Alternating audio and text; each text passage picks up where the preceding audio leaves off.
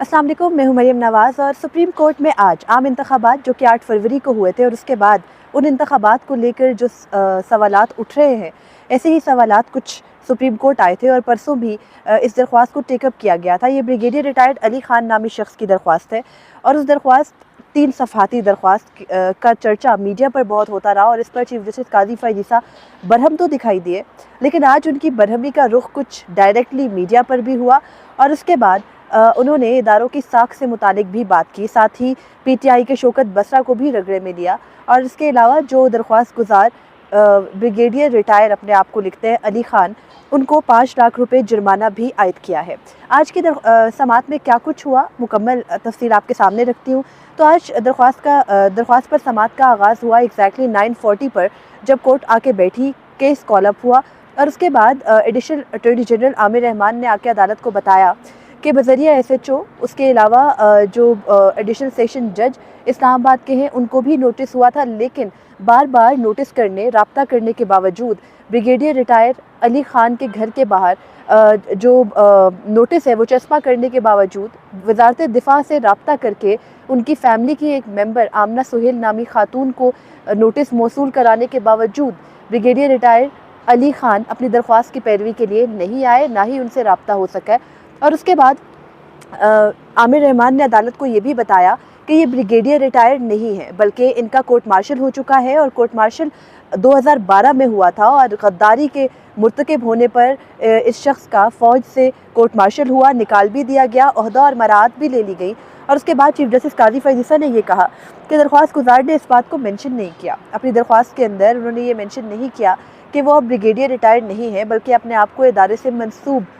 करार देके दरख्वास्त दायर की। मामला अभी यहीं तक पहुंचा था कि पीटीआई के रहनुमा शौकत बसरा, जो कि अदालत में मौजूद थे, वो रोस्टम पर आए और उन्होंने कहा कि उनके हाथ में कुरान है और वो अदालत से इस केस के अंदर बात करना चाहते हैं, जिस पर चीफ जस्टिस काजी फ़ाइज़ ईसा ने कुरान पकड़ने और हल्फ लेने पर उन पर बरहमी का इजहार किया। उसके अलावा पहले ये पूछा कि क्या आप इस केस से मुतल्लिका हैं। शौकत बसरा ने कहा कि वो हाई कोर्ट में थे, लेकिन उन्होंने सुना कि सुप्रीम कोर्ट में कुछ पाकिस्तान की सबसे बड़ी अदालत में कुछ चल रहा है, तो इसलिए वो यहाँ आए हैं और कुरान पर हाथ रख के हल्फ उठाने को तैयार हैं। तो चीफ जस्टिस काजी फ़ाइज़ ईसा ने उन्हें रोकते हुए कहा कि ये मत कीजिएगा, आपके ऊपर चीफ जस्टिस ने कहा कि अगर आप इस तरह करेंगे तो तौहीन अदालत की जो है वो तौहीन अदालत आप पर की जाएगी और उसके अलावा आप अगर अपने आप को वकील कहते हैं तो बार काउंसिल को आपको का मामला भेजकर लाइसेंस भी मनसूख कराया जाएगा। चीफ जस्टिस काजी फ़ाइज़ ईसा और शौकत बसरा की 5 मिनट कुछ तकरार चली। शौकत बसरा बज़िद थे कि उनको सुना जाए, चीफ जस्टिस काजी फ़ाइज़ ईसा बज़िद थे कि उनको ना सुना जाए। खैर, शौकत बसरा को बिठा दिया गया। उसके बाद आमिर रहमान ने अदालत को बताया कि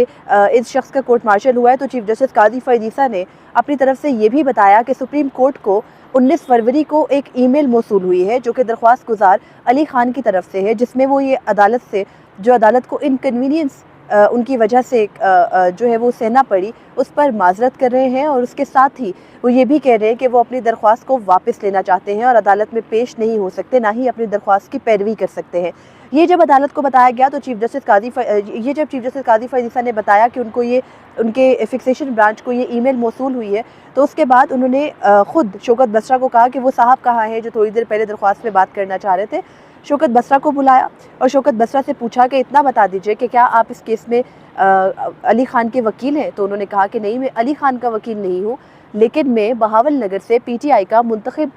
रुकने कौमी असम्बली हूँ, मैं अदालत से बात करना चाहता हूँ, इसी दरख्वास्त के अंदर अपना मौक़िफ़ देना चाहता हूँ। तो चीफ जस्टिस काजी फ़ाइज़ ईसा ने यह सवाल किया कि क्या आप इस केस से मुतल्लिका हैं। तो उन्होंने कहा कि नहीं, मेरा इस केस से कोई ताल्लुक़ नहीं है। तो चीफ जस्टिस ने कहा कि आप बैठ जाएँ। उसके बाद शौकत बसरा ने बात करने की कोशिश की, चीफ जस्टिस काजी फ़ाइज़ ईसा उन पर बरहम हो गए। उन्होंने कहा कि आप में अखलाकियात नाम की अब कोई चीज़ नहीं रही, जब मैं हम कह रहे हैं आपको तो आप सुन लीजिए और बैठ जाइए। खैर, उसके बाद शौकत बसरा पर तो बरहमी चीफ जस्टिस काजी फ़ाइज़ ईसा ने की। जब वो बैठने लगे अपने कुर्सी के ऊपर, तो चीफ जस्टिस ने उन्हें कहा कि आप बैठ जाएँ और अगर आपने इस मामले के ऊपर बाहर जाके मीडिया से तकरीर की तो फिर हमारे एक्शन का आपको सामना करना पड़ेगा। तो खैर, सदर supreme court bar association Shahzad Shaukat supreme court में के कमरा अदालत नंबर 1 में मौजूद थे। उनको बुलाकर चीफ जस्टिस काजी फ़ाइज़ ईसा ने शौकत बसरा के कंडक्ट का भी गिला किया और उसके अलावा फिर चीफ जस्टिस का सेंटर ऑफ अटेंशन या फोकस शिफ्ट हुआ मीडिया की तरफ और उनको याद आया कि हफ्ते के दिन जजेज इजलास से मुतालिक एक खबर चली थी। उसमें चीफ जस्टिस काजी फैज़ ईसा ये कहते हैं कि एक मरकज़ी टीवी चैनल ने ये खबर चला दी हफ्ते के दिन के जजेस का इजलास हुआ, उस इजलास के अंदर मुशावरत भी हो गई, जबकि चीफ जस्टिस काजी फैज़ ईसा कहते हैं कि वो एक ऑर्डर डिक्टेट करवाने कोर्ट आए थे और कोई उनका जजेस से इजलास नहीं हुआ, बल्कि वो कह रहे थे कि उनके साथी जजेस मजाक उड़ाते हुए उनसे फ़ोन करके पूछ रहे थे कि फिर इजलास में क्या हुआ। चीफ जस्टिस काजी फैज़ ईसा कहते हैं कि उनका कोई इजलास तो नहीं हुआ, लेकिन मीडिया ने बिना तस्दीक, बिना पूछे खबर चला दी। मीडिया को चाहिए था कि वो तस्दीक के लिए रजिस्ट्रार या सेक्रेटरी से बात कर लेता। उसके अलावा चीफ जस्टिस काजी फैज़ ईसा ने यह भी कहा कि आजकल मीडिया को अब सिर्फ अपनी रेटिंग्स की पड़ी है। चीफ जस्टिस ने कहा कि मीडिया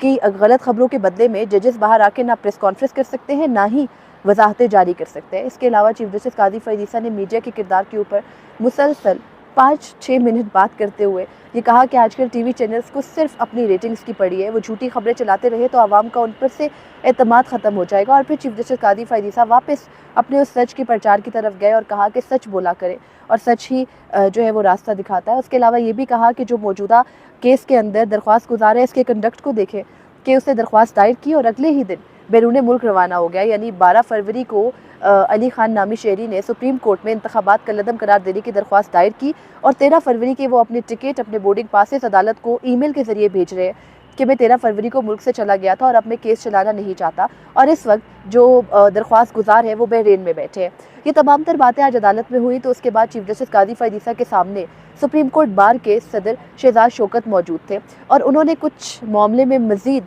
आग लगाते हुए ये कहा कि हफ्ते के दिन तो मीडिया पर यह खबर भी चल गई थी कि सुप्रीम कोर्ट का बेंच बन गया है और वो समाअत करने लगा है।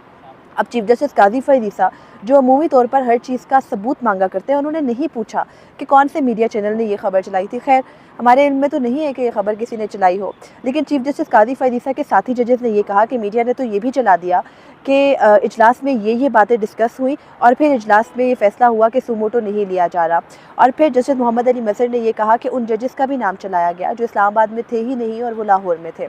इस तमाम मामले के बाद चीफ जस्टिस काजी फैज़ ईसा ने कुछ बैलेंस आउट करने के लिए ये कहा कि मीडिया से गलती हो जाती है, लेकिन मीडिया की वजाहतें भी उतनी ही जो है वो तशरीह के साथ चलनी चाहिए गलत खबर के ऊपर, जितना वो गलत खबर को का ढंढोरा पीटते हैं। उसके अलावा फिर वापस आए चीफ जस्टिस काजी फैज़ ईसा दरख्वास्त गुजार के कंडक्ट के ऊपर और कहा दरख्वास्त गुजार को देखें। एक दिन दरख्वास्त दायर की, अगले दिन मुल्क से चला गया। फिर शौकत बसरा के कंडक्ट के ऊपर आ गए कि शौकत बसरा को अदालत ने बरहमी का इजहार भी कर दिया, लेकिन उन्होंने माजरत तक नहीं की। इस तमाम तर मामले के सिमटते ही जो शहजाद शौकत सुप्रीम कोर्ट बार के सदर थे, वो अपनी प्रेस रिलीजेस के जरिए तो चीफ जस्टिस काजी फैज़ ईसा का दिफा करते हैं, लेकिन आज अपनी मक्खन की थाली लेकर सुप्रीम कोर्ट में बराह रास्त कमरा अदालत नंबर 1 में आ गए थे और चीफ जस्टिस काजी फैज़ ईसा को कह रहे थे कि उन्होंने कभी सुप्रीम कोर्ट में इतनी शफाफियत नहीं देखी जितनी शफाफियत वो अब चीफ जस्टिस काजी फैज़ ईसा के आने के बाद देख रहे हैं। और चीफ जस्टिस ने उनसे फिर ये पूछा कि शौकत बसरा के ख़िलाफ़ क्या कार्रवाई की जाए, क्या एक्शन लिया जाए। तो शहजाद शौकत अपने साथी वकील को बचाते हुए ये कह गए कि आपसे मेरी दरख्वास्त होगी कि शौकत बसरा के बारे में कुछ भी ना लिखें। और फिर चीफ जस्टिस काजी फैज़ ईसा ने कहा कि आपके कहने पर हम इन्हें छोड़ रहे हैं, लेकिन अगर इन्होंने बाहर जाके इस केस से मुतालिक कोई भी बात मीडिया पर की तो फिर इनके साथ कुछ भी हो सकता है। तो खैर ये तमाम तर मामला हुआ और चीफ जस्टिस काजी फैज़ ईसा ने फिर हुक्मनामा लिखवाया और हुक्मनामे में पूरी टाइमलाइन लिखवाई कि दरख्वास्त गुजार ने 12 को दरख्वास्त दायर की, 13 को मुल्क से बाहर चला गया, फिर ईमेल कर दी, ईमेल में अपने बोर्डिंग पासेस और साथ में जो बाहर जाने के तमाम दस्तावेज़ात थे वो भी अटैच किए। और उसके साथ फिर चीफ जस्टिस काजी फैज़ ईसा ने ये कहा कि दरख्वास्त गुजार ने मीडिया पर ख़बरें चलवाई, जब उसका मकसद अचीव हो गया तो मकसद अचीव होने के बाद वो बैरून मुल्क चला गया। और उसके अलावा चीफ जस्टिस काजी फैज़ ईसा ने जो दरख्वास्त गुजार के कोर्ट मार्शल होने का मामला है वो भी ऑर्डर में लिखवाया और ये कहा कि उसने अपनी दरख्वास्त में कहीं मेंशन नहीं किया कि वो कोर्ट मार्शल था। और इसके साथ ये भी कहा कि दरख्वास्त गुजार का जो कंडक्ट था वो ना सिर्फ मुल्क दुश्मन था, मुल्क के ख़िलाफ़ था, बल्कि इदारों के तस्दीक करने के मुतरादिफ भी था। इदारों से मुतालिक चीफ जस्टिस काजी फैज़ ईसा ने ऑब्जर्वेशन देते हुए ये भी कहा कि जो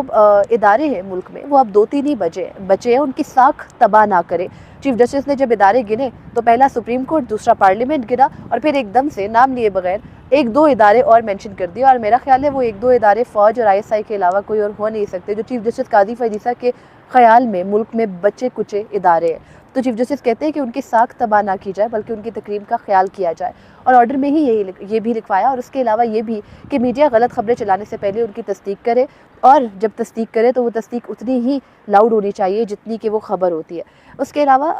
आज जब केस को ख़त्म करे तो जो थे चीफ जस्टिस, उन्होंने पूछा कि दरख्वास्त गुजार के साथ क्या किया जाए। तो additional attorney general Aamir Rahman ने तजवीज़ दी कि हेवी कॉस्ट यानी सख्त जुर्माना आयद किया जाए। और फिर शहजाद शौकत ने यह कहा कि 10 लाख रुपए जुर्माना आयद करें, लेकिन चीफ जस्टिस ने 5 लाख रुपए जुर्माना आयद किया और ये कहा कि इस तरह की दरख्वास्तों से न सिर्फ अदालत की साख बल्कि अवाम का वक्त भी बर्बाद होता है। और इससे मुतालिक भी कि रियासत इस तरह के लोगों को जिनका कि कोर्ट मार्शल हो चुका हो, उनको इदारों का नाम यानी फ़ौज का नाम इस्तेमाल करने ना दें। तो आज की समाअत में यही कुछ हुआ। चीफ जस्टिस काजी फ़ायज़ ईसा की तोपों का रुख मीडिया से होता हुआ हमेशा इदारों की मलामत वाली बात पर आता है कि इदारों की तस्दीक क्यों करते हैं, बग़ैर